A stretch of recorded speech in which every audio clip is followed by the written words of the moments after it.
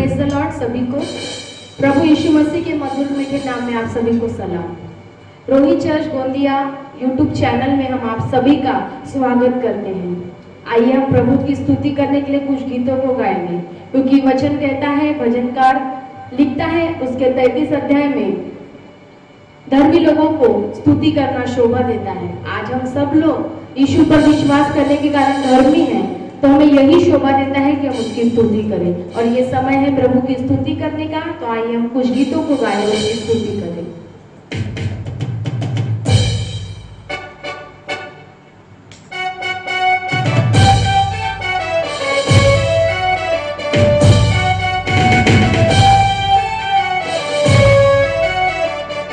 यीशु का दरबार रे मोहे प्यारा लगती है, यीशु का दरबार रे मोहे प्यारा लगती है, यीशु का दरबार रे मोहे प्यारा लगती है, यीशु का दरबार रे मोहे प्यारा लगती है, प्यारा लगती है, दुलारा लगती है, प्यारा लगती है, दुलारा लगती है, प्यारा लगती है, दुलारा लगती है, प्यारा लगती है, दुलारा लगती है, यीशु का दरबार रे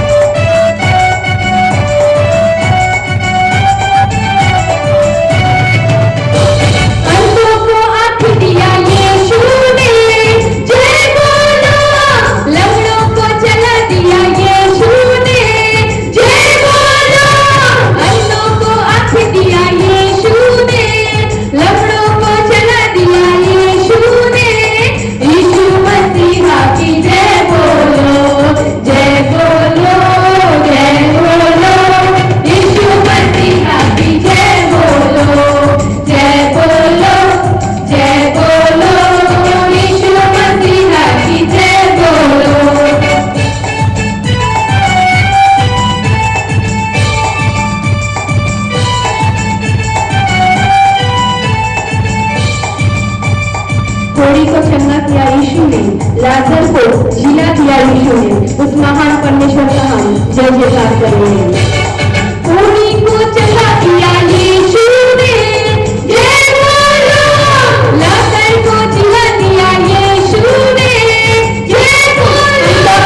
कोड़ी को चंगा किया यीशु ने, लाजर को जिला दिया यीशु ने। यीशु मसीहा की जय बोलो, जय बोलो, जय बोलो। यीशु मसीहा की जय बोलो, जय बोलो, जय बोलो। यीशु मसीहा की जय बोलो।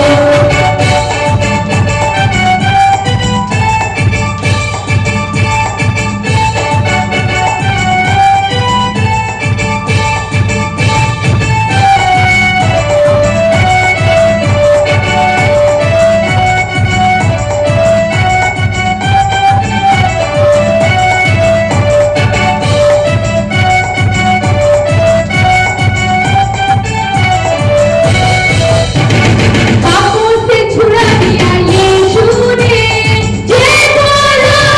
हम सबको बचा लिया यीशु ने, जय बोलो। पापों से छुड़ा दिया यीशु ने, हम सबको बचा लिया यीशु ने। यीशु मसीहा की जय बोलो, जय बोलो, जय बोलो। यीशु मसीहा की जय बोलो, जय बोलो, जय बोलो। यीशु मसीहा की जय बोलो, जय बोलो, जय बोलो। यीशु मसीहा की जय बोलो, यीशु मसीहा की जय बोलो, यीशु मसीहा की जय बोलो, यीशु मसीहा की जय बोलो। हालेलुया। आइए प्रभु के लिए जोरदार ताली बजाएंगे, उसके नाम का जय जयकार करेंगे, उसकी स्तुति करेंगे और एक गीत को गाएंगे। तेरे साथ साथ हम तो चलते रहे, तेरा हाथ हाथ हम तो थामे रहे। चाहे जहां भी हम जाएंगे, यीशु का नाम हम ले जाएंगे।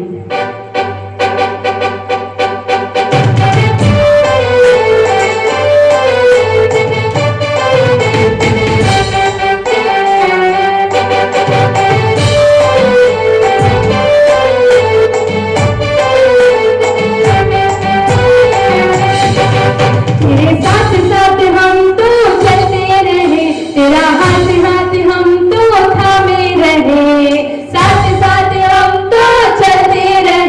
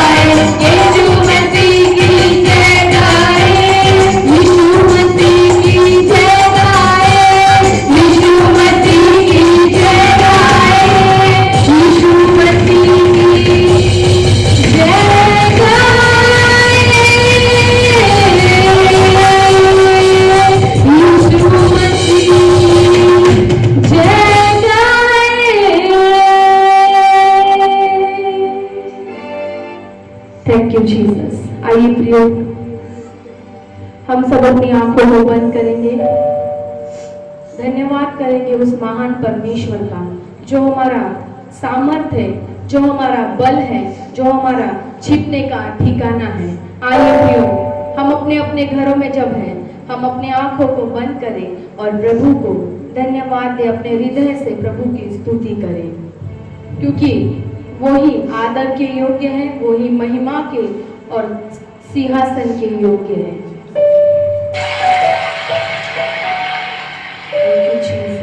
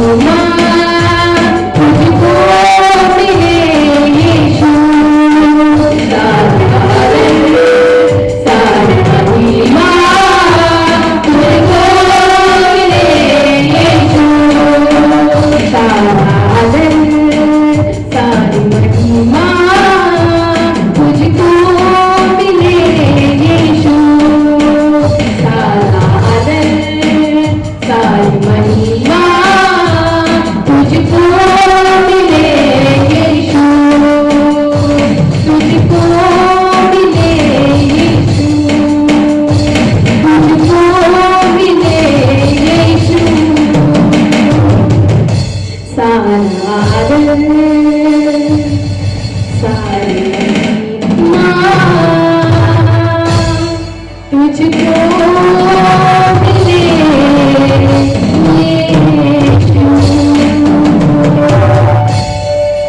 सच में प्रभु सारा आदर मान महिमा केवल तुझी को मिले प्रभु जी, क्योंकि तू ही उसके योग्य है मेरे राजा। तू पवित्र है, तू बेदाग है प्रभु जी। हम तेरा धन्यवाद करते हैं, हम तेरी स्तुति करते हैं, हम तुझे सराहते हैं प्रभु जी, क्योंकि हम तेरे धर्मी जन है प्रभु जी। धन्यवाद प्रभु आज की स्तुति आराधना के लिए प्रभु, तूने हमारे द्वारा तेरी स्तुति आराधना करवा लिया, इसलिए धन्यवाद।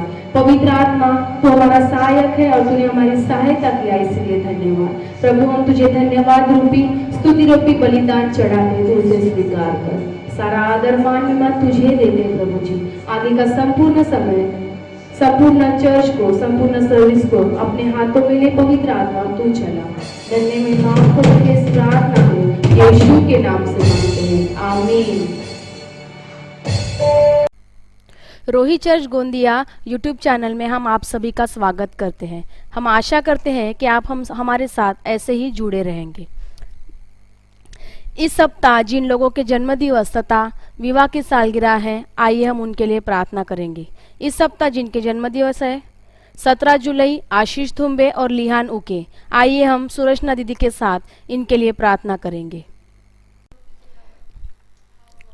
धन्यवाद धन्यवाद धन्यवाद पिता पुत्र पवित्र आत्मा त्रिएक परमेश्वर, हम आपका धन्यवाद करते पिता प्रभु। विशेष करके हम धन्यवाद देते पिता परमेश्वर, आने वाले हफ्ते में पिता परमेश्वर जो बर्थडे उसके लिए हम पिता परमेश्वर प्रभु, जो आशीष भाई का बर्थडे है और बेटे लिहान उके का बर्थडे प्रभु, उसके लिए हम आपका धन्यवाद करते पिता परमेश्वर। प्रभु जी आपने पिता सही में प्रभु जी इतने सालों तक पिता परमेश्वर प्रभु जी आशीष भाई को संभाल के रखा, हम आपका धन्यवाद करते पिता परमेश्वर। बेटे लिहान उके को संभाल के रखा प्रभु, हम आपका धन्यवाद करते पिता परमेश्वर प्रभु। सही में आप जीवन है खुदावंद, और वो जीवन प्रभु जो आदम के नथनों में आपने जीवन का श्वास फूका, और पिता परमेश्वर आज प्रभु सही में पिता परमेश्वर प्रभु दोनों के अंदर पाए जाते प्रभु जी, हम आपका धन्यवाद करते पिता परमेश्वर। प्रार्थना विनती करते पिता परमेश्वर प्रभु जी, विशेष करके प्रभु आशीष भाई के लिए प्रार्थना विनती करती पिता परमेश्वर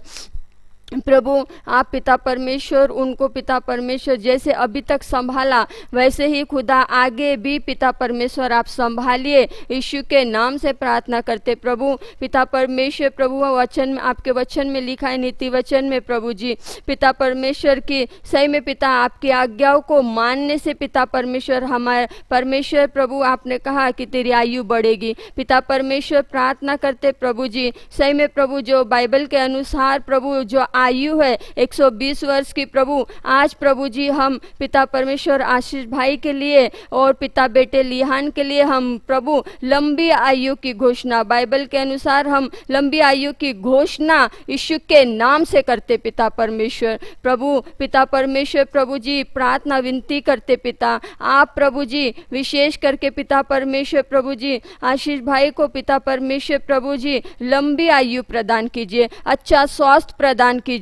प्रार्थना करते उनका जो फ्यूचर पिता परमेश्वर प्रभु जी, पिता परमेश्वर प्रभु जी जो फ्यूचर है प्रभु वो आपके हाथों में सौंपते। ओ प्रभु उनका फ्यूचर मसीह यीशु में ब्राइट है, हम विश्वास करते और घोषणा करते पिता। प्रार्थना करते हर एक प्रभु आशीष भाई की मनोकामना प्रभु यीशु मसीह में पूर्ण कीजिए, प्रभु यीशु मसीह में पूर्ण कीजिए पिता परमेश्वर। प्रार्थना विनती करते पिता परमेश्वर, और प्रभु जी उनको चंगाई की, अच्छे स्वास्थ्य की पिता हम आशीष देते यीशु के नाम से पिता। स्वर्ग के पिता परमेश्वर सारी आशीषें प्रभु जी आशीष भाई के जीवन में पिता राज्य करे, यीशु के नाम से प्रार्थना करते प्रभु। आपके पिता परमेश्वर सेवा के कार्य में पिता आप जो पिता परमेश्वर यूज कर रहे, और पिता परमेश्वर उन्हें बहुत ऐसे यूज कीजिए, और पिता परमेश्वर आपकी इच्छा के अनुसार आप चलाइए। धन्यवाद पिता परमेश्वर प्रभु जी। फिर एक बार पिता हम धन्यवाद देते बेटे लिहान के लिए प्रार्थना विनती करते पिता,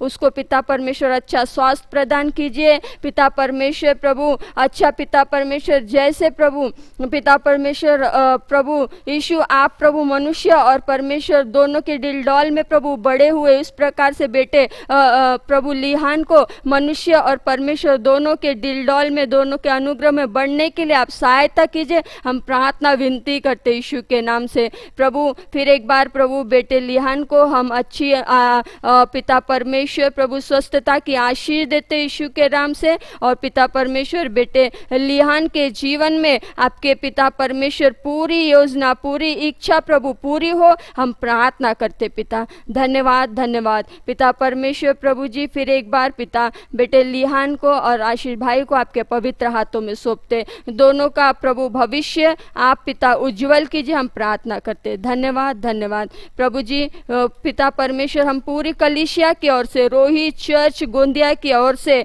पिता हम प्रभु जी आशीष भाई को और बेटे लिहान को प्रभु जन्मदिन की हम शुभकामनाएं देते। धन्यवाद प्रभु जी। फिर एक बार प्रभु आपने हमारी प्रार्थना को सुना और उत्तर दिया, हम विश्वास करते। प्रार्थना प्रभु यीशु के नाम से मांगते हैं, आमीन। आइए ये समय भेंट का है, हम अपनी उत्तम और अच्छी भेंटों को देकर परमेश्वर का आदर करें।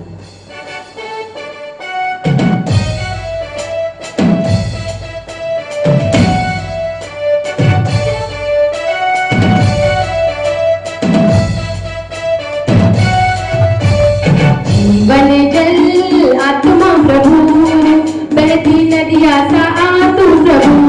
जीवन जल आत्मा प्रभु, बहती नदियाँ सा आतु प्रभु। आ प्रभु सद्गुरु, आ प्रभु सद्गुरु। बहती नदियाँ जैसा, बहती नदियाँ जैसा, बहती नदियाँ जैसा, बहती नदियाँ जैसा। जीवन जल आत्मा प्रभु, बहती नदियाँ सा आतु प्रभु।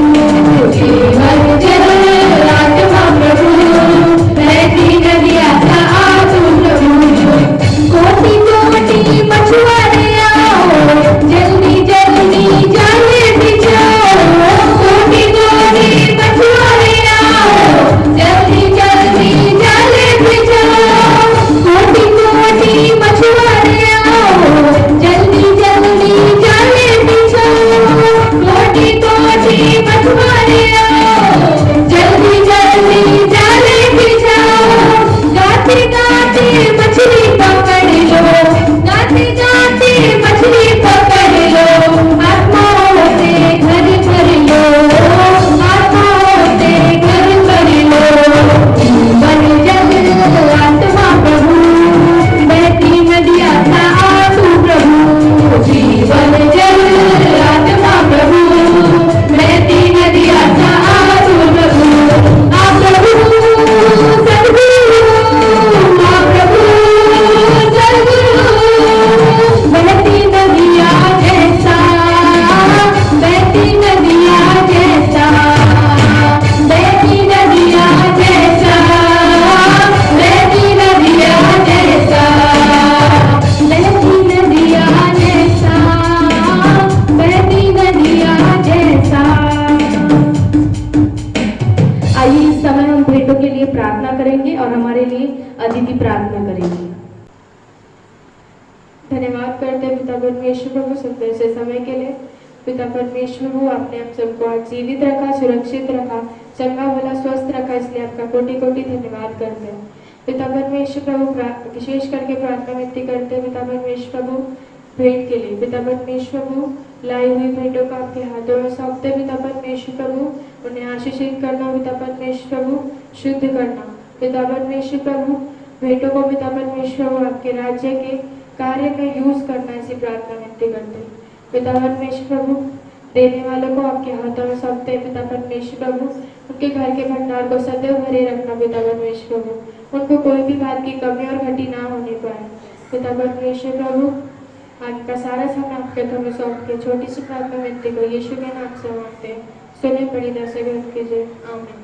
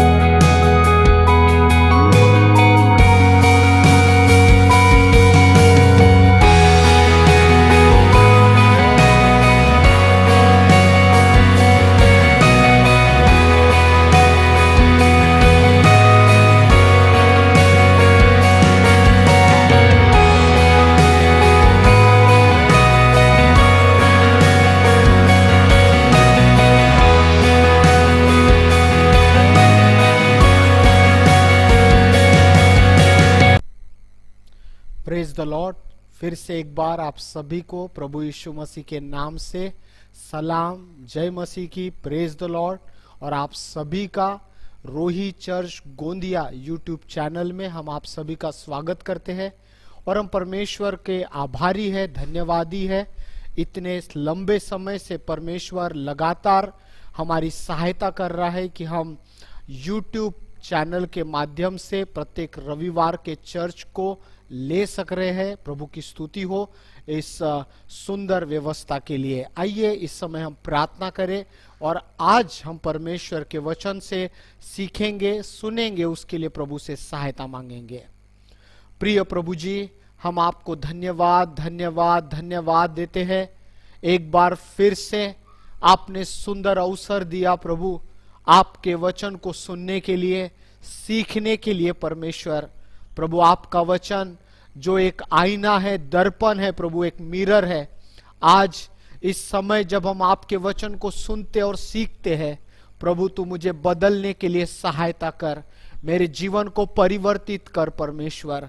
और जिस उद्देश्य के साथ आज आपका वचन आपने मेरे लिए रखा है वो पूरा होने पाए प्रभु जी। आगे का समय आपके हाथों में सौंपते हैं। हर एक जो प्रभु इसे देख रहा, सुन रहा, उन सबों को आशीष दे। यीशु मसीह के नाम से प्रार्थना मांगते, सुन और ग्रहण कर, आमीन आमीन। प्रभु की स्तुति हो। कुछ समय से मैं एक विषय के ऊपर विचार कर रहा था और परमेश्वर ने जो बोझ मुझे दिया है और उसी विषय के साथ आज मैं आपके साथ बातचीत करूंगा। और ये विषय हम में से ऐसा कोई भी नहीं है जो इस विषय से इनकार करे कि ये मेरी आवश्यकता नहीं है या ये मेरी जरूरत नहीं है। पिछले कुछ दिनों से मेरे अंदर इस विषय पर बोझ रहा कि मैं इस विषय के ऊपर आप लोगों से बातचीत करूं। और मैं जब ये बातें आपके बीच में रख रहा हूं, मेरी खुद की परमेश्वर से ये प्रार्थना है कि परमेश्वर मेरी भी सहायता करे, आमीन। आज जिस विषय को हम सीखेंगे उस विषय का नाम है क्रोध। इस विषय का नाम है क्रोध। मेरे प्रियो, एंगर, क्रोध। मैं सोचता हूं कि हम में से ऐसा कोई भी व्यक्ति नहीं है जिसे गुस्सा नहीं आता, क्रोध नहीं आता, जिसे गुस्सा नहीं आता। आज मैं बहुत लंबा समय आपके साथ वचन में बिताना नहीं चाहता, परंतु थोड़े शब्दों में मैं आपको बताना चाहता हूं कि परमेश्वर ने इस आज के लिए हमारे लिए क्या रखा है।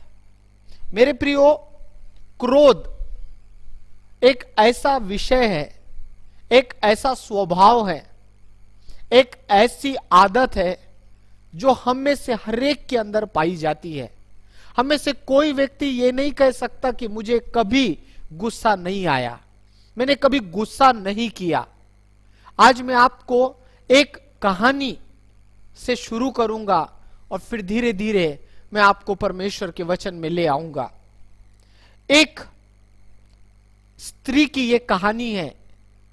ये स्त्री जो अच्छी पढ़ी लिखी थी और इसका विवाह हुआ, इस लड़की का विवाह हुआ।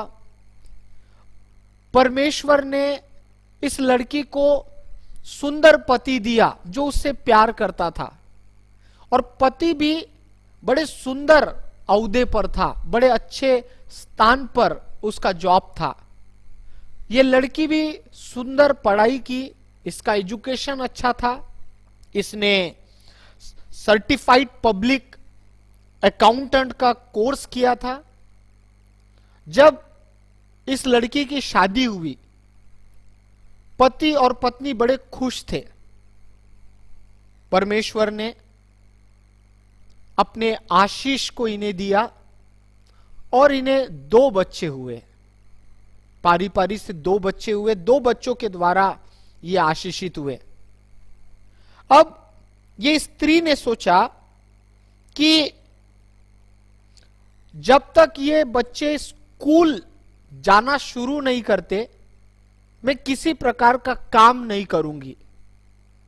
दूसरे शब्दों में कहे तो ये स्त्री ने अपना करियर, अपना भविष्य दांव पर लगा दिया, ये सोचकर कि मैं अपने बच्चों के लिए ज्यादा से ज्यादा समय दूंगी और जब ये स्कूल जाना शुरू करेंगे तब मैं वापस अपने करियर के तरफ आगे बढ़ूंगी। अब हुआ यूं कि जब ये दो बच्चे हुए, अब ये बच्चा स्कूल जाना शुरू नहीं किए थे, उसने अपने भविष्य को, ये स्त्री ने अपने भविष्य को फिलहाल साइलेंट रखा, कोई काम नहीं किया, मात्र अपना परिवार, अपने बच्चों की देखभाल किया। एक दिन उसने इस प्रकार से कहा, कि मैं सोचती हूं कि शायद मैंने गलती की है।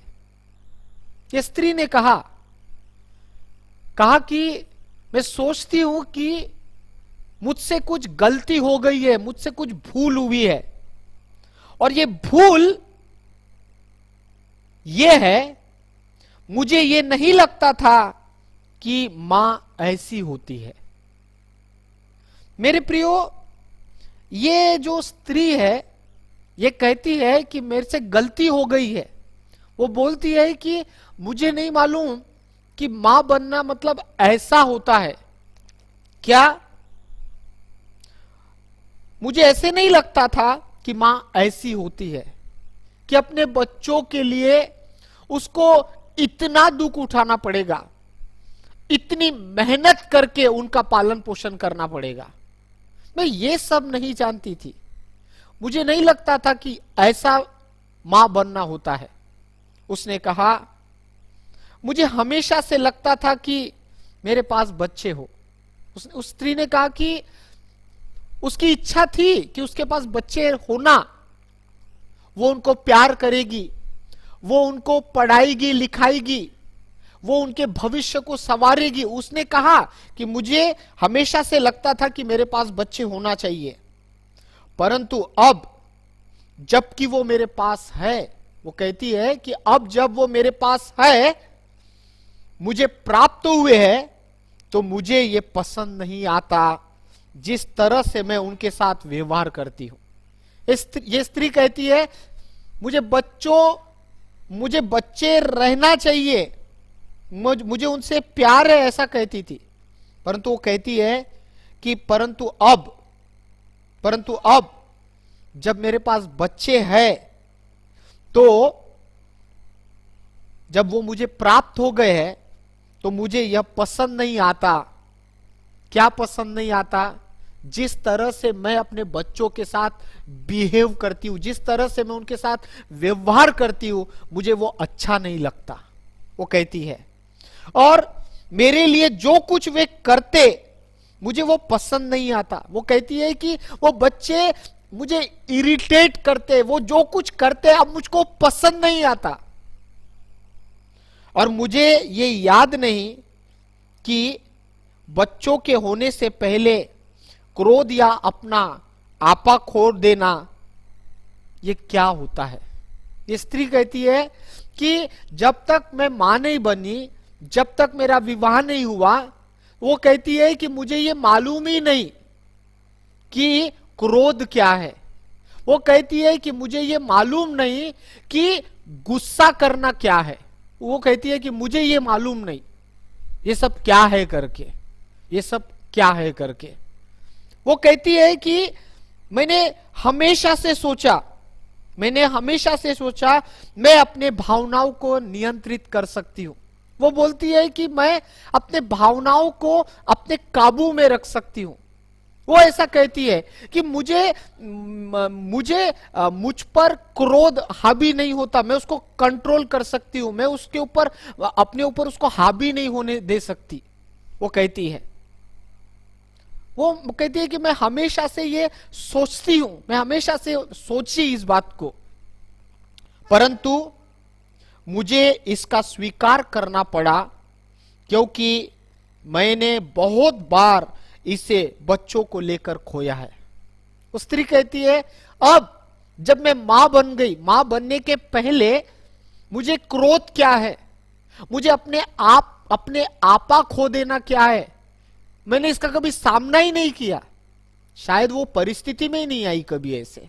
लेकिन अब कहती है कि अब मुझको ये स्वीकार करना पड़ रहा है कि असल में क्रोध क्या है और उस आपा खो देना क्या है। अब मैं स्वीकार करती हूं कि ये क्या है।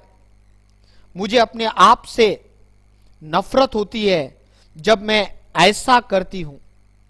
वो कहती है कि जब मुझे गुस्सा आता है, मैं अपना आपा खो देती हूं, तो मुझे अपने आप से नफरत होती है कि मैं क्या व्यवहार कर रही हूं, मैं कैसा जी रही हूं करके। उससे पूछा गया, क्या होता है जब आप क्रोध या अपना आपा खो देते हो? वो स्त्री कह रही है कि मेरा विवाह के पहले क्रोध, अपना आपा खो देना क्या है मुझे मालूम भी नहीं, लेकिन बच्चे होने के बाद पहले लगता था कि मैं इसके ऊपर नियंत्रण कर सकती हूं, लेकिन बच्चे होने के बाद वो स्वीकार करती है कि नहीं नहीं नहीं नहीं, ये मेरे नियंत्रण से बाहर है। और जब उस पर विचार करती है तो उसको अपने आप से नफरत होती है। उस स्त्री से पूछा गया कि जब आपको क्रोध आता है, जब आप अपना आपा खो देते हो, तो क्या होता है? उसने कहा बहुत सारी बातें होती है, बहुत अलग अलग घटनाएं, बहुत सारी बातें होती है। उनमें से उसने कहा कि मैं अपने बच्चों के ऊपर चिल्लाती हूं, चीखती हूं, चिल्लाती हूं। उसने कहा कि मैं अपने बच्चों को झापड़ मारती हूं। ना सिर्फ चिल्लाती हूं, ना सिर्फ उनके ऊपर चिल्लाती हूं, चीखती हूं, परंतु मैं उनको मारती भी हूं। उसने कहा कभी कभी तो कोई वस्तु उठाकर उनके ऊपर फेंकने की कोशिश करती हूं। उसने कहा कि मैं डरती भी हूं ऐसा करने से, क्योंकि मैंने सुना है, मैंने देखा है कि एक बार किसी मां ने ऐसी कोई वस्तु से अपने बच्चे को मारा और वो बच्चा मर गया। वो डरती भी है। मैं अपने बच्चों को घाव देना नहीं चाहती। वो बोलती है मैं अपने बच्चे को घाव देना नहीं चाहती, मैं डरती हूं, मैं उनसे प्यार करती हूं, परंतु बस मैं अपना आपा खो देती हूं। वो कहती है कि बस मुझे गुस्सा आता है, मैं चिल्लाती हूं, चीखती हूं, उनको मारती हूं, कभी कभी कुछ चीज उठाकर उनके ऊपर फेंकने की कोशिश करती हूं। मैं डरती हूं कुछ नुकसान न हो जाए, कुछ हानि न हो जाए, क्योंकि मुझे उनसे लगाव है, मुझे उनसे प्यार है। लेकिन वो कहती है परंतु बस मैं अपना आपा खो देती हूं। मुझे सूझता नहीं है जब मुझ पर गुस्सा हावी होता है, जब मैं अपना आपा खो देती हूं तो मैं अपने आप को नियंत्रित नहीं कर पाती। और मुझे कभी ऐसे लगा भी नहीं, मुझे ऐसे लगा कि मैं आराम से नियंत्रण कर सकती हूं, लेकिन जब अब मैं वास्तव में उस परिस्थिति का सामना कर रही हूं तो अब मुझे ऐसे लगता है कि मुझे ये स्वीकार ही करना पड़ेगा कि मुझसे ये नियंत्रण नहीं होता। उसने कहा मुझे खुशी होगी, वो कहती है यदि मुझे खुशी होगी यदि मेरे पति बच्चों को थोड़ा सा संभालने की मुझे संभाले। वो कहती है कि मुझे खुशी होगी यदि मेरे पति मेरे बच्चे को थोड़ा सा संभाले, तो मैं थोड़ा रिलैक्स हो जाऊंगी, मैं थोड़ा पीसफुल हो जाऊंगी, मुझे थोड़ा आराम मिल जाएगा। परंतु उन्हें अपने काम का बहुत स्ट्रेस होता है।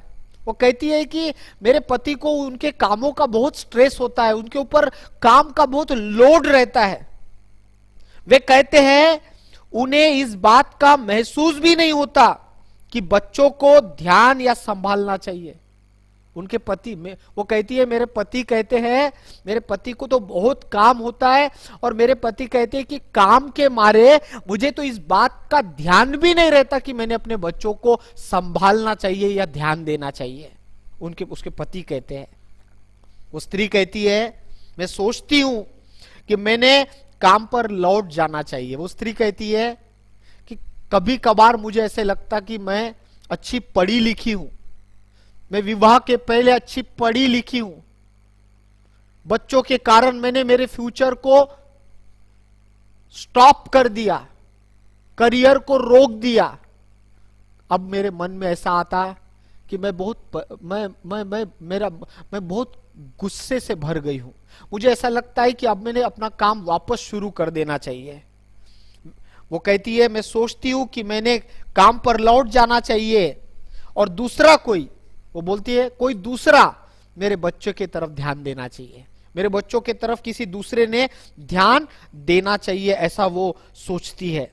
परंतु सोचती है, जब उसने आगे बातें की, जब उस स्त्री से आगे बातें की गई या उसने आगे बातें की, यह मालूम पड़ा कि न सिर्फ वो अपने बच्चों से गुस्सा है, वो स्त्री जो है, जब उससे बातचीत की गई तो यह पता चला कि ना सिर्फ वो अपने बच्चों से गुस्से में है, परंतु वो अपने पति से भी गुस्से में है। क्यों? जो उसे मात्र थोड़ी सी भी मदद करता तो शायद उसको बड़ा आराम होता। वो अपने पति से भी गुस्से में है कि काश मेरा पति थोड़ी मेरी मदद करता तो ये अवस्था मेरी न होती। वो अपने आप पर गुस्सा थी, वो अपने आप पर गुस्सा थी। उसने पूर्णकालीन मां बनने का निर्णय लिया। उसको बच्चों पर तो गुस्सा था, उसको पति पर भी गुस्सा था कि काश मेरे पति थोड़ी मदद कर दे। इतना ही नहीं, उसको अपने आप पर भी गुस्सा था कि मैंने क्यों ये चुनाव किया कि मैं मां बनूं, मैं बच्चे पैदा करूं और मैं पूरा समय उनके पीछे निर्वाह कर दूं, अपना पूरा समय उनके पीछे गवा दूं करके। उसको अपने आप से गुस्सा था क्योंकि उसके पास एक फ्यूचर था, उसके पास एक सुंदर भविष्य था, लेकिन उसने उसको दांव पर लगा दिया था ये कहकर कि मेरे बच्चे जब तक स्कूल नहीं जाएंगे मैं अपने भविष्य को रोके रहूंगी। अब उसको अपने आप पर गुस्सा आता है कि क्यों मैंने ऐसा किया, या मैं क्यों मां बन गई, मैंने मां बनने का निर्णय क्यों लिया। वो कहती है कि मां बनना ऐसा होता है। फिर इतना ही नहीं, उसे परमेश्वर पर भी गुस्सा था। उसको ना सिर्फ बच्चे पर, ना सिर्फ पति पर, ना सिर्फ खुद पर, लेकिन उसको परमेश्वर पर भी गुस्सा था, क्रोध था। क्या बोलकर कि परमेश्वर से भी गुस्सा था कि उसने उसे मां बनने दिया। जब परमेश्वर आपको पता था या आपको पता होना चाहिए था कि मैं इसको संभाल नहीं सकती या मैं इसको संभाल नहीं पाऊंगी, तो फिर परमेश्वर आपने मुझे मां बनने का मौका ही क्यों दिया। परमेश्वर पर भी गुस्सा उसको कि प्रभु तू तो सब कुछ जानता है, तब तू ये जानता था कि मैं मां बनकर अपने बच्चों को संभाल नहीं पाऊंगी, मेरे लिए मां बनना इतना कठिन रहेगा, तो फिर क्यों करके तूने मां बनने का मुझे मौका दिया। वो परमेश्वर से भी गुस्सा थी। वो यह कहकर रो रही, ये कहकर वो रो रही कि ये मेरी जिंदगी है, ये मेरी वास्तविकता है, ये मेरी सच्चाई है। मेरे प्रिय भाई बहनों, आज मैं आपको ये बताना चाहता हूं, सभी उम्र और सभी सामाजिक स्थिति के लोग क्रोध का अनुभव करते हैं। Who ever you may be, आप कोई भी क्यों ना हो, आप कोई भी समाज से क्यों ना जुड़े हो, आप समाज के किसी भी प्रकार के व्यक्ति क्यों ना हो, या आप किसी भी उम्र के व्यक्ति क्यों ना हो, क्रोध का अनुभव हम सब करते हैं। स्टूडेंट, विद्यार्थी जो होते हैं वो अपने शिक्षक से नाराज होते, क्रोधित होते हैं। बच्चे जो है वो अपने शिक्षक से नाराज होते हैं, ये कैसा शिक्षक है। माता पिता अपने बच्चे से क्रोधित होते, नाराज होते, क्रोधित होते हैं कि हमारा कैसा बच्चा है। बच्चे माता पिता से क्रोधित होते हैं, बच्चे माता पिता पर क्रोधित है, नाराज है। मालिक कर्मचारियों के कारण परेशान और दुखी, नाराज और क्रोधी है, तो कर्मचारी अपने मालिक से गुस्सा है, क्रोधी है। सास बहू से है तो बहू सास से है। ऐसे कई प्रकार हम हर एक के जीवन में देखते हैं कि क्रोध का सामना हर कोई करता है। सभी उम्र और सामाजिक स्थिति के लोग क्रोध का अनुभव करते हैं। सामाजिक स्थिति के लोग, सभी तरफ लोग क्रोध का अनुभव करते हैं। मेरे प्रियो, क्रोध असल में क्या है? क्रोध असल में क्या है? शब्दकोश हमको बताता है, क्रोध का मतलब होता है एक मजबूत जुनून, एक नाराजगी की भावना, चोट या अपमान की भावना से प्रेरित होना। क्रोध का मतलब होता है एक मजबूत जुनून, नाराजगी की भावना, चोट, अपमान की भावना। हालांकि सर्वसाधारण रूप से क्रोध के विषय या विचार करते हैं कि यह एक भावना है। सर्वसाधारण रीति से क्रोध को एक भावना कहा गया। ये एक भावना है जिसका हम प्रतिक्रिया करते हैं। एक भावना है जो हमारे अंदर है, जिसका हम प्रतिक्रिया करते हैं, जिसको एक्सप्रेशन कहते हैं, एक्सप्रेशन करते हैं। परंतु वास्तविकता में यह भावना एक पूरा बंडल है, एक पूरा पैकेज है। वास्तविकता में क्रोध जो है, यह भावना एक पूरा पैकेज है जिसमें शरीर, मन और इच्छा शामिल है। मैं फिर से कहता हूं कि जो प्रतिक्रिया हम करते हैं, इस प्रतिक्रिया में एक पूरा बंडल है। सर्वसाधारण हम सोचते हैं कि क्रोध ये एक भावना है, लेकिन इसके अंदर शरीर भी शामिल है, इसके अंदर इच्छा भी शामिल है और इसके अंदर मन भी शामिल है। इसके अंदर मन भी शामिल है। क्रोध में, क्रोध की प्रतिक्रिया में शरीर, मन और इच्छा तीनों शामिल है। क्रोध प्रतिक्रिया देता है। क्रोध जो है वो प्रतिक्रिया देता है कि जो घटना उसके सामने घट रही, जो परिस्थिति का वो सामना कर रहा, उसको वो प्रतिक्रिया देता है। क्रोध प्रतिक्रिया देना है। जो उसके सामने घटना घट रही, जो परिस्थिति उसके सामने है, जैसे चिड़चिड़ापन, जैसे निराशा, दर्द या अन्य नाराजगी, ये एक्सप्रेशन है। जो परिस्थिति का वो सामना कर रहा, जिस तकलीफ में वो है, जिस परिस्थिति में है, उसको वो एक्सप्रेस करता है गुस्से के द्वारा, चिड़चिड़ाने के द्वारा, चिल्लाने के द्वारा, शांतता के द्वारा, दर्द के द्वारा, नाराजगी के द्वारा वो एक्सप्रेस करता है अपने आप को।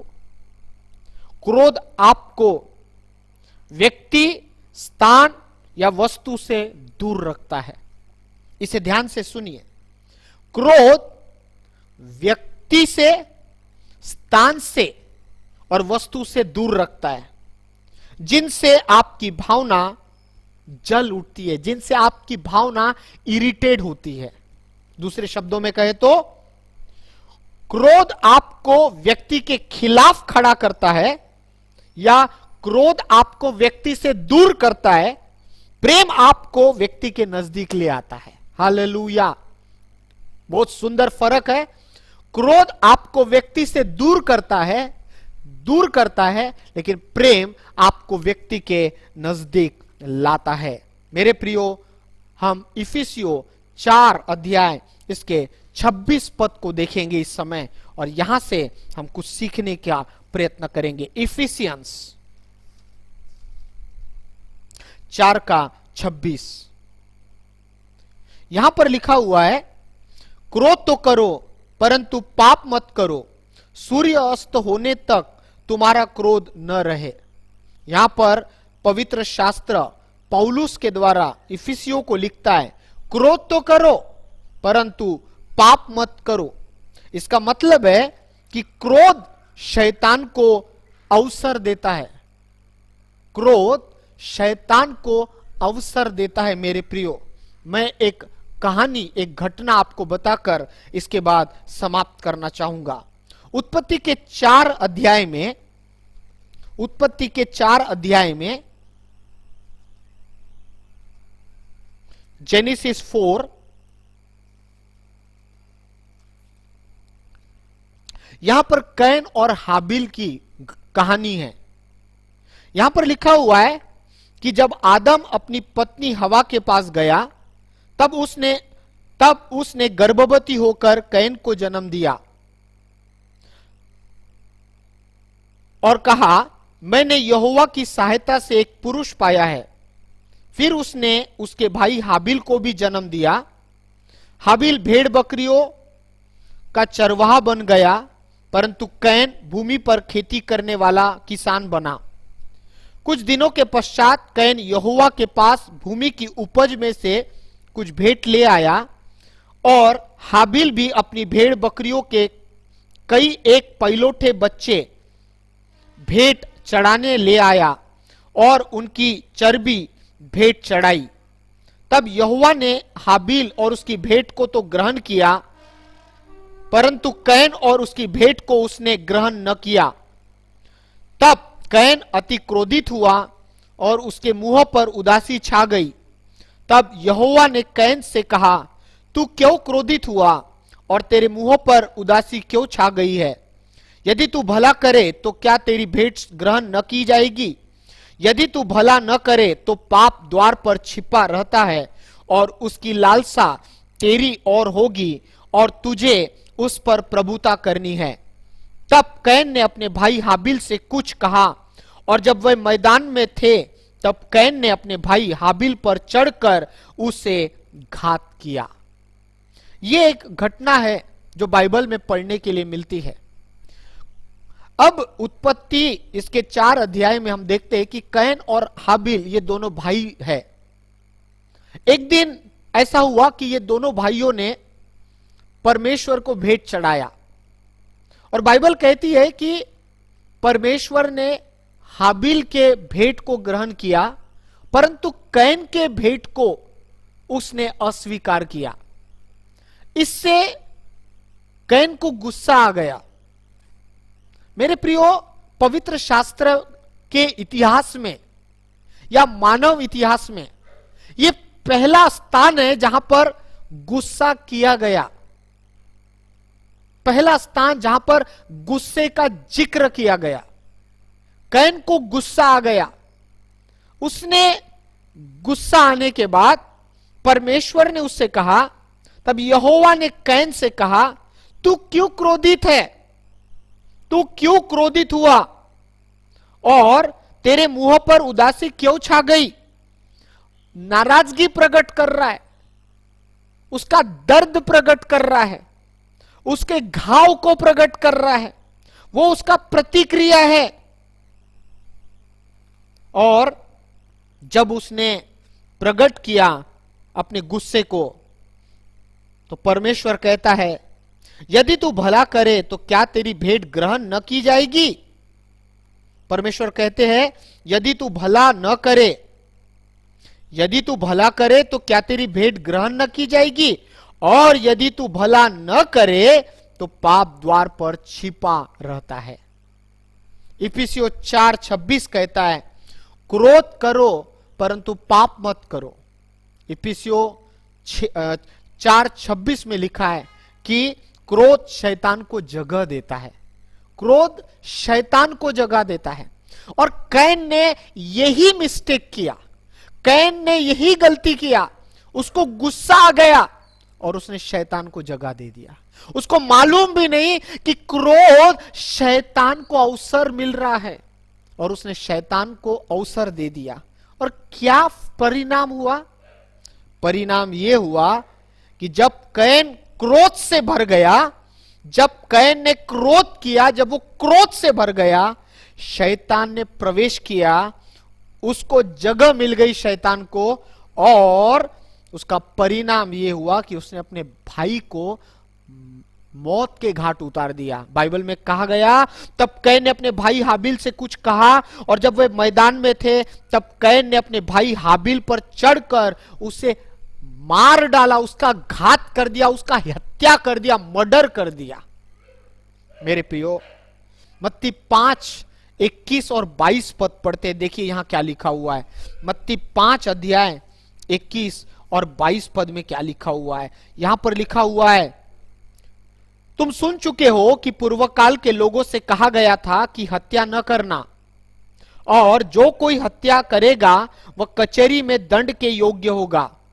परंतु मैं तुमसे यह कहता हूं कि जो कोई अपने भाई पर क्रोध करेगा वह कचहरी में दंड के योग्य होगा, और जो कोई अपने भाई को निकम्मा कहेगा वह महासभा में दंड के योग्य होगा, और जो कोई कहे अरे मूर्ख वह नरक की आग के दंड के योग्य होगा। इसीलिए यदि तू अपनी भेंट वेदी पर लाए और वहां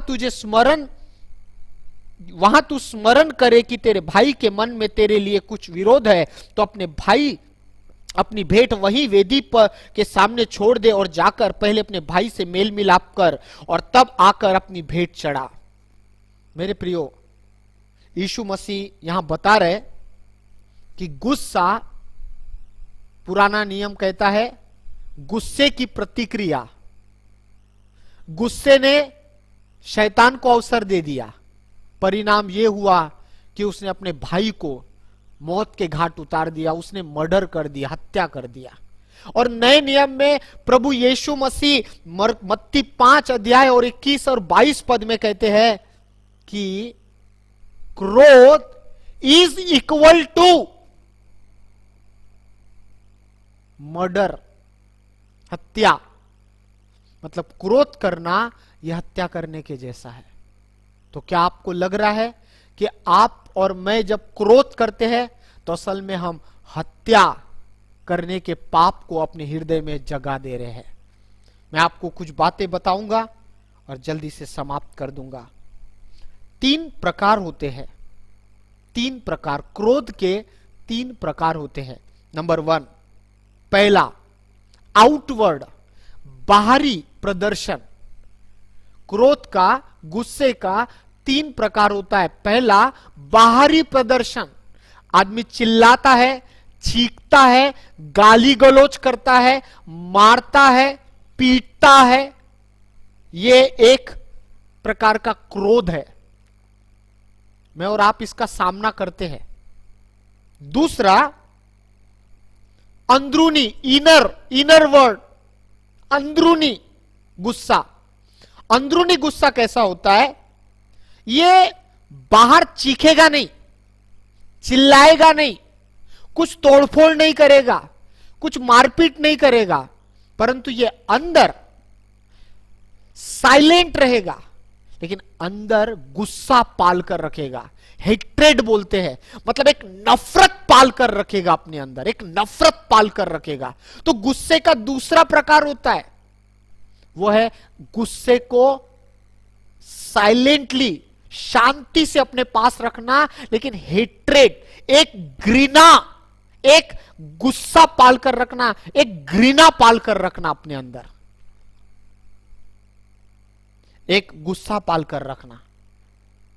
कभी कभार तो इसमें एक बदले की भावना भी पाल कर रखने के जैसा है।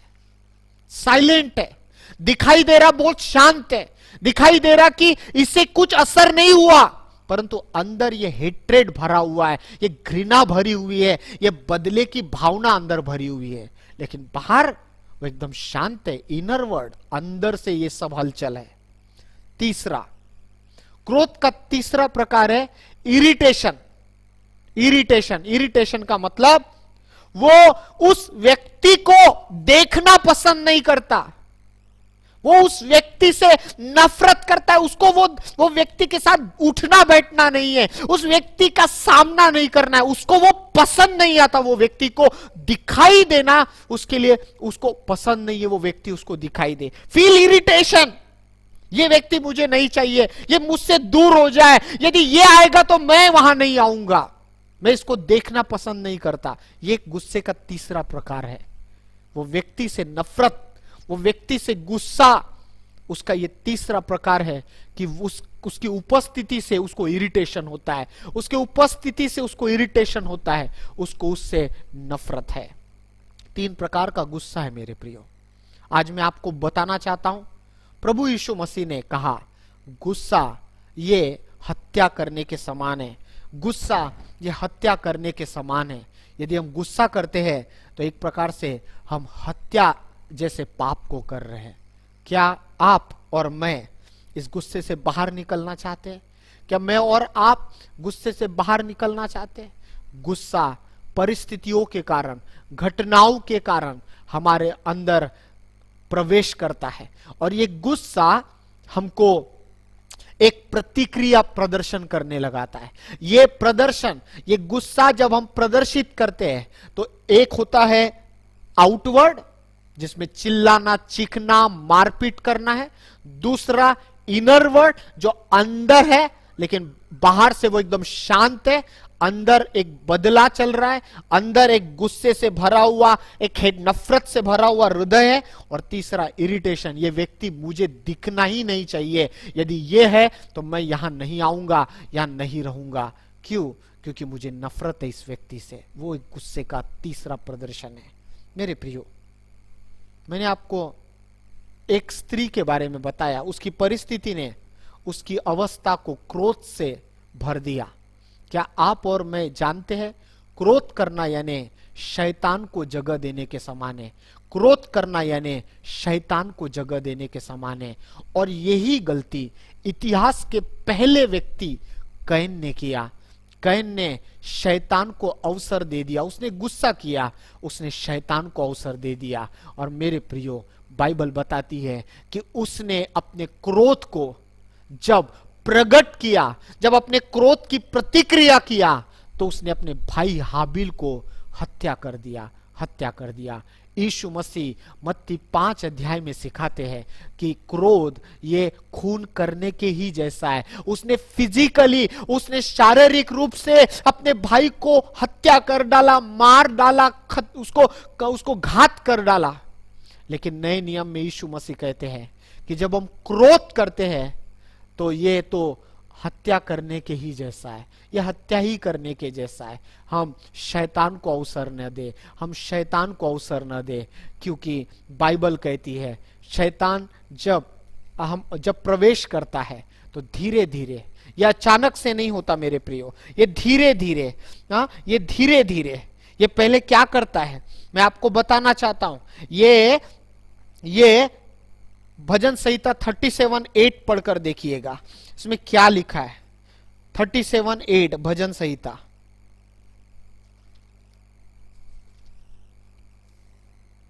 इसमें लिखा है, क्रोध से परे रह और जलजलाहट को छोड़ दे, मत कूड़, उससे बुरा ही निकलेगी।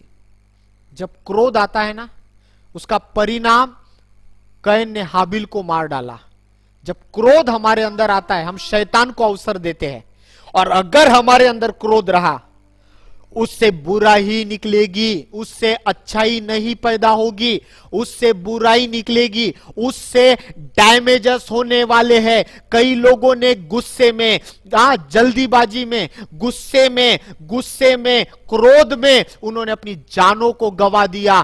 कईयों ने आत्महत्या कर ली, कईयों ने अपने आप को आग के हवाले कर दिया, कईयों ने अपने आप को पानी के हवाले कर दिया, कईयों ने अपने आप को फांसी के हवाले कर दिया, कईयों ने अपने जीवन को नाश कर दिया।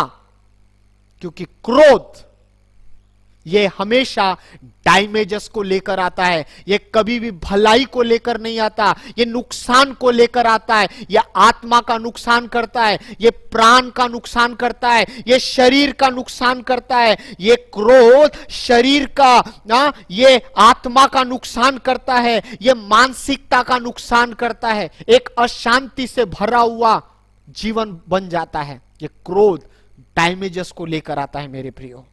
क्रोध से मात्र हानि ही है। इसीलिए आज मैं और आप प्रभु से कहे, प्रभु मुझे क्रोध नहीं करना है, क्रोध हानि ही लेकर आने वाला है। क्रोध इज इक्विवेलेंट टू मर्डर, हत्या के समान है। प्रभु मुझे माफ कर, प्रभु मुझे माफ कर, मुझे क्रोध से बचा, मेरे इस रवैये से बचा। पता नहीं कब मैं एक कदम आगे बढ़ जाऊंगा, क्योंकि जब शैतान को अवसर मिला है तो मैं एक कदम कब आगे बढ़ जाऊंगा मुझे पता नहीं, मुझे मालूम नहीं कि मैं किस तरह प्रतिक्रिया करने वाला हूं। ये स्त्री की शुरुआत देखिएगा, एक सुंदर शुरुआत है। उसने एक अच्छे पति से शादी किया, उसने अच्छी पढ़ाई की, उसने अच्छे 2 बच्चे को जन्म दिया, लेकिन अचानक जब बच्चों को संभाल संभाल कर उसने ये महसूस किया कि मेरे पति का कोई सहयोग नहीं है, मैं मां बनकर इस प्रकार का दुख उठाने वाली हूं। यदि ये मुझे पहले पता होता तो मैं ये कदम कभी ना उठाती, ये डिसीजन मैं कभी ना लेती। उसको उसके परिस्थिति ने उसको हरा दिया, उसके परिस्थिति ने उसके अंदर क्रोध पैदा कर दिया, अपने बच्चों के लिए, अपने पति के लिए, परमेश्वर के लिए। उससे खुद को उसको नफरत हो गई इस क्रोध के कारण, क्योंकि वो कहती थी, परमेश्वर यदि आप जानते होते कि मैं बच्चों को नहीं संभाल पाऊंगी तो आपने मुझे मां बनने का अवसर ही नहीं देना था।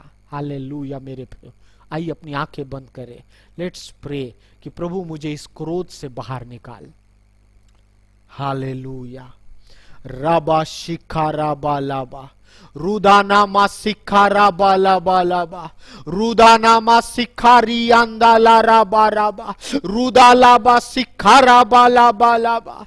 क्रोध तो करो परंतु पाप मत करो। क्रोध करने वाला शैतान को अवसर देता है। कैन ने शैतान को अवसर दिया और उसकी प्रतिक्रिया यह रही कि उसने अपने भाई को, अपने प्रिय भाई को मार डाला। यीशु ने कहा क्रोध हत्या के समान है। क्रोध की 3 प्रतिक्रिया है, कोई चिल्लाता है, कोई मारपीट करता है, कोई चिल्लाता है, कोई मारपीट करता है, कोई गाली गलौज करता है। लेकिन गुस्से का दूसरा प्रकार भी है, वो है बहुत शांत रहना, परंतु अंदर से एक कड़वाहट, अंदर से एक हेट्रेड, अंदर से एक बदला लेने की भावना। और तीसरा इरिटेशन, किसी एक व्यक्ति को आप देखना पसंद नहीं करते, उसका सामने आना आप पसंद नहीं करते। आज मैं और आप कौन से शक्ति से ग्रसित है? क्रोध का मतलब होता है, हमने सुना कि क्रोध का मतलब होता है, क्रोध का मतलब होता है एक मजबूत जुनून, एक नाराजगी की भावना, एक चोट, एक अपमान। साधारण तौर पर कहा जाता है कि ये तो एक सिर्फ इमोशन है, ये तो सिर्फ एक भावना है। लेकिन मेरे प्रियो, असल में ये एक पूरा पैकेज है जिसमें शरीर और मन और इच्छा शामिल है। ये सिर्फ एक भावना नहीं है, ये इसमें शरीर शामिल है। क्योंकि जब कैन को गुस्सा आया, उसका शरीर शामिल था। उसने झूठ बोलकर हो या उसने किसी तरह समझौता कर अपने भाई को बाहर लेकर जाकर मार डाला। शरीर उसमें सहमत था, इच्छा उसमें सहमत थी, मन उसमें सहमत था। क्रोध किसी परिस्थिति के कारण आ सकता है, किसी घटना के कारण आ सकता है। ये स्त्री को उसके परिस्थिति, उसकी अवस्था के कारण गुस्सा आ गया परमेश्वर पर, मनुष्य पर, पति पर, बच्चे पर, अपने आप पर। कईयों ने अपने आप को नाश कर लिया, क्योंकि बाइबल कहती है भजन संहिता 39 के 8 वचन में, 37 के 8 वचन में, गुस्सा हमेशा हानि करता है, हानि करता है, नुकसान करता है। क्या आप नुकसान खुद का, अपने परिवार का, अपने फ्यूचर का करना चाहते हैं? बहुतों ने किया है, बहुतों ने किया है। और उसमें जो बच गए, आप उनसे मुलाकात कीजिए, वो दुख का सामना कर रहे। मेरे प्रियो, मेरे प्रियो, मेरे प्रियो, प्रभु चाहते हैं कि हमारा नाश ना हो। यीशु ने कहा मैं इसलिए आया कि तुम जीवन पाओ। यीशु ने कहा मैं इसलिए आया कि तुम जीवन पाओ। परमेश्वर का पुत्र दंड देने के लिए नहीं, दंड की आज्ञा देने के लिए नहीं, परंतु वो तो जीवन देने के लिए आया। वचन कहता है, मैं तो चाहता हूं कि तुम मृत्यु और जीवन में से जीवन को चुन लो, क्योंकि क्रोध ये मृत्यु की ओर लेकर जाता है। परमेश्वर की इच्छा कुछ और है, मेरी और आपकी इच्छा क्या है? Let's pray. प्यारे परमेश्वर, हम आज के वचन के लिए धन्यवाद देते हैं, इन बातों के लिए जो आज हमने सीखा। हम प्रार्थना करते प्रभु, हर एक व्यक्ति जो सुन रहा है एक स्त्री की कहानी, और प्रभु इफिसियों 4:26 में क्रोध करो, पाप मत करो, शैतान को अवसर मत दो। प्रभु आज इस समय प्रभु हमारे हृदय में कार्य कर, और हम एक नए निर्णय से जीना चाहते हैं।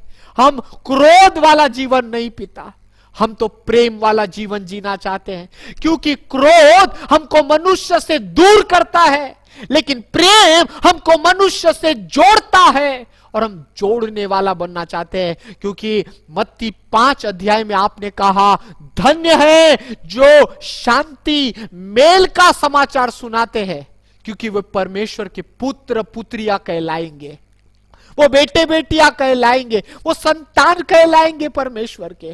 क्योंकि आप तो मेल चाहते हैं प्रभु जी, और इसलिए प्रभु तो हम सबों को क्रोध से दूर रख, हमारे जीवन में परमेश्वर की शांति और प्रेम राज्य करे, हमारे हृदयों में तेरा प्रेम राज्य करे परमेश्वर, ताकि हम क्रोध नहीं प्रेम करें। सारी महिमा आपको देते हैं। दुआ यीशु मसीह के नाम से मांगते, सुन और ग्रहण कर। आमीन आमीन। Thank you. प्रभु आपको आशीष दे। आइए समय हम आशीष ले। अब हमारे परमेश्वर का प्रेम, प्रभु यीशु मसीह का अनुग्रह और पवित्र आत्मा की संगति हम सबों के साथ प्रभु यीशु मसीह के आगमन तक सदैव बनी रहे। आमीन आमीन। God bless you. Thank you.